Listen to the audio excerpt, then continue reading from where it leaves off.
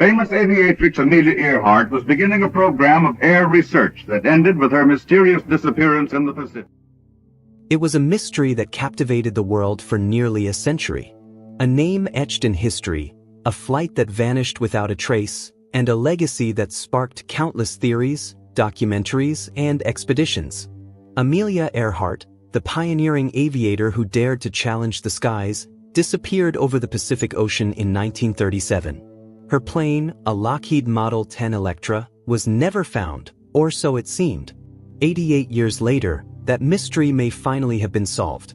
The discovery came not from a Hollywood dramatization or a sensational news leak, but from a meticulously planned and scientifically driven expedition. For decades, researchers, adventurers, and historians pored over clues, old radio transmissions, naval logs, eyewitness accounts, and scattered debris reports. Many believed Earhart's plane had crashed and sunk, while others speculated she had landed on a remote island or been captured. None of it ever led to hard evidence, until now.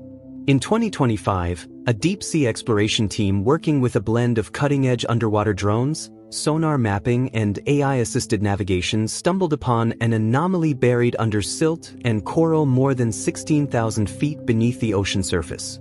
It was near Nikumaroro, the island long believed by many to be connected to Earhart's fate.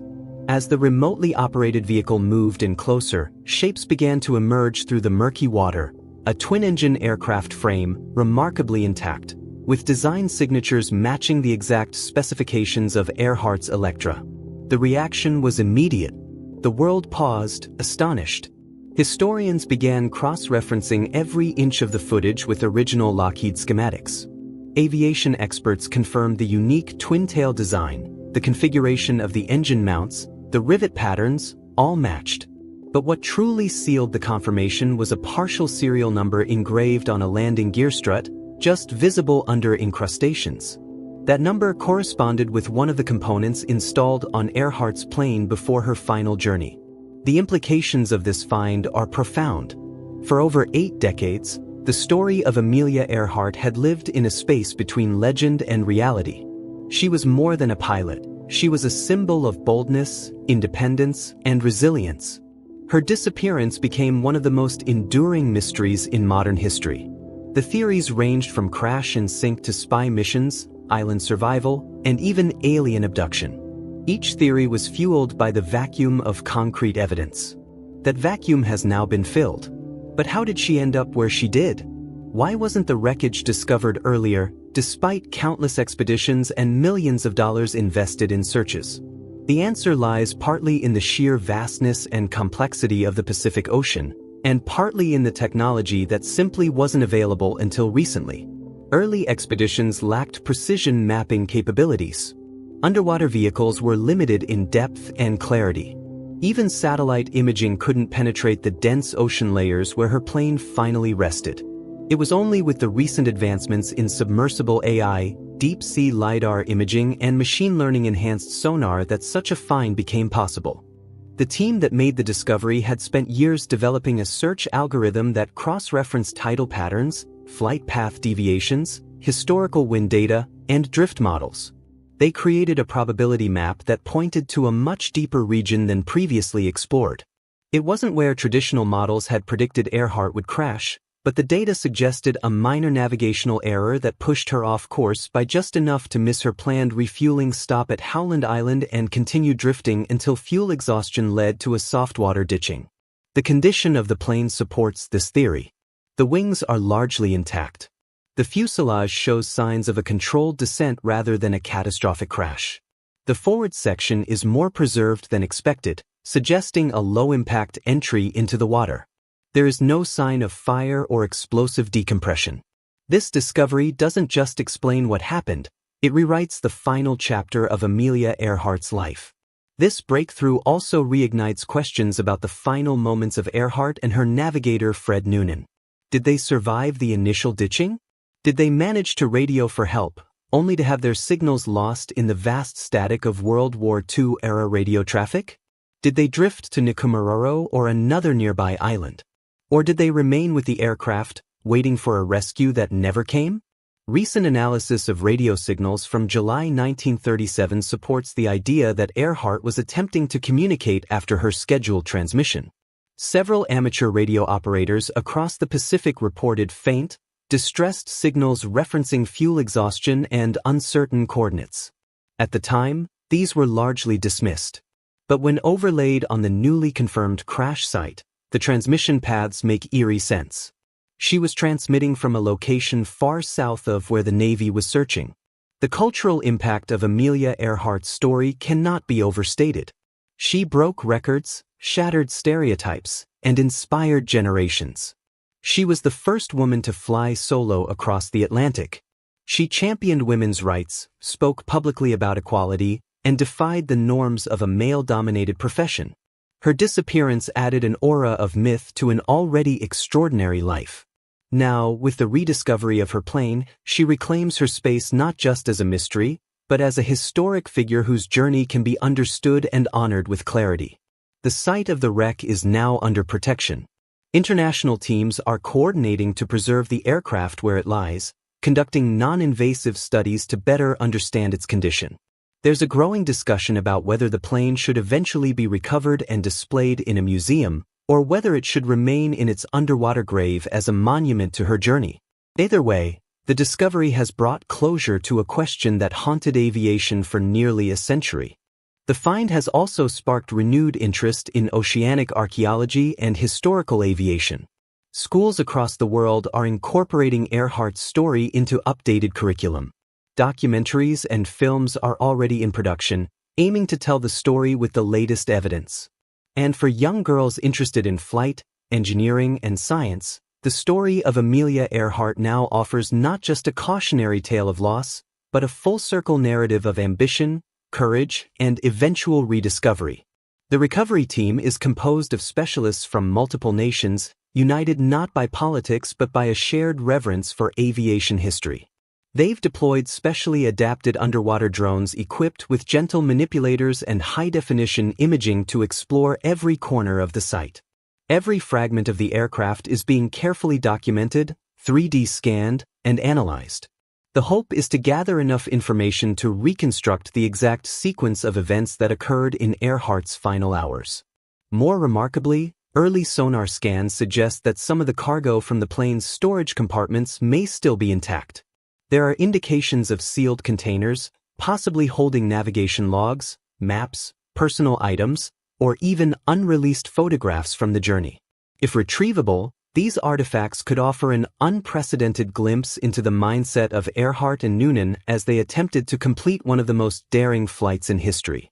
Just the thought of opening a waterlogged journal or developing film left inside the aircraft stirs deep emotions in those following the discovery. Forensic teams are also considering the possibility of human remains, though the likelihood is slim due to the environmental conditions over such a long period. Still, even the smallest organic fragment could help complete the biological story of the two flyers who vanished into the great blue unknown. A DNA match would finally, unquestionably, close the loop for their families, descendants who, for decades, held on to stories, photos, and fading hopes. Among those emotionally impacted by the discovery are the living relatives of Amelia Earhart. Her great-nieces and nephews have spoken publicly about the news, expressing a mixture of grief, closure, and pride. They describe her as more than a legend. She was a daughter, a sister, a fiercely independent woman who wanted to push boundaries not for glory, but to prove what was possible. For them, this is not just the recovery of a plane, it's the return of a family legacy. This discovery is also a victory for citizen scientists.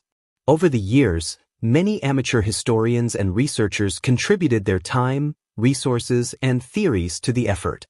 The breakthrough came not from a massive government operation, but from a team that incorporated open-source research, public archival material, and crowdsourced data analysis. It's a testament to what the global community can achieve when information is freely shared and curiosity is allowed to flourish. Of course, not everyone is convinced. As with any historic breakthrough, there are skeptics. Some argue that without bringing the plane to the surface, absolute certainty remains out of reach. Others question the timing, suggesting it's a publicity stunt or an attempt to draw attention to deep-sea exploration funding needs. But the mounting evidence, from serial numbers, structural matches, flight path alignment, to radio transmission correlations, is difficult to dispute. Interestingly, the location of the wreck lends new weight to the long-dismissed Nikomaroro theory. For years, some researchers proposed that Earhart and Noonan landed on the coral atoll and survived for a time, based on scattered bones, local oral history, and relics like buttons and tools found in the area. The proximity of the wreck to that island revives those arguments. Could they have ditched near the reef and swam ashore? Could the plane have drifted to its final resting place while they perished waiting for rescue? These are now central questions in follow-up studies. There are even implications for the history of the Second World War. Some researchers wonder if classified military documents may have hinted at this location all along, buried in forgotten archives. The geopolitical landscape of the late 1930s meant that many regions were already under surveillance. Did someone know more than they let on? And if so, why was the truth hidden? Whatever the answer, the rediscovery of Amelia Earhart's aircraft is not just about solving a mystery, it's about reclaiming a chapter of human achievement. It's a reminder that our most persistent questions can eventually be answered, given time, dedication, and the right tools. It's also a reflection on risk, the kind of risk that drove Earhart to defy the odds, fly into the unknown, and attempt to circumnavigate the globe at a time when global aviation was still in its adolescence. One of the most powerful elements of this discovery is what it says about memory. For decades, Earhart's legacy was preserved by books, statues, documentaries, stamps, and museum exhibits. Her name appeared in classrooms, airports, and cultural references, often abstracted and mythologized. But now, the physical connection to her final flight has been restored. It's no longer just a story, it's a site, a structure, a series of coordinates. It's real. The wreck will also change how future generations understand the limits of technology and human ambition. At a time when we are setting our sights on Mars, building aircraft that can fly themselves, and expanding the edges of what's possible, the rediscovery of Earhart's Electra reminds us that the pursuit of knowledge is never wasted, even if it takes nearly a century to bear fruit. The expedition team has announced that over the coming months, they'll release high-resolution imagery, sonar maps, and a documentary chronicling their journey. The footage already captured is haunting. Shadows of a silver bird sleeping silently at the bottom of the ocean, cradled by silt and coral, untouched for generations. It's poetic. It's tragic. It's beautiful. There's talk of a memorial, either on land, in Washington, D.C., or at sea, near the coordinates of the wreck. Pilots have already begun proposing a flyover tribute to honor her and Noonan, with vintage and modern aircraft participating from around the world. The aviation community, long inspired by Earhart's fearlessness, sees this as a closing chapter that deserves nothing less than reverent celebration. And while the mystery is solved, the fascination remains. What truly happened during those final hours may never be fully known, but the evidence now brings us closer than ever before. Her voice, captured in the logs, her decisions, reflected in the wreck, and her spirit, unmistakably enduring through the decades, all come together in a finale both solemn and inspiring. Amelia Earhart once said, "Adventure is worthwhile in itself." In rediscovering her final adventure, we've also rediscovered the worth of perseverance, the power of history, and the unshakable human drive to understand the unknown. 88 years of silence have ended. Amelia Earhart's plane has been found. And in doing so, a door once closed by tragedy has finally been opened by truth.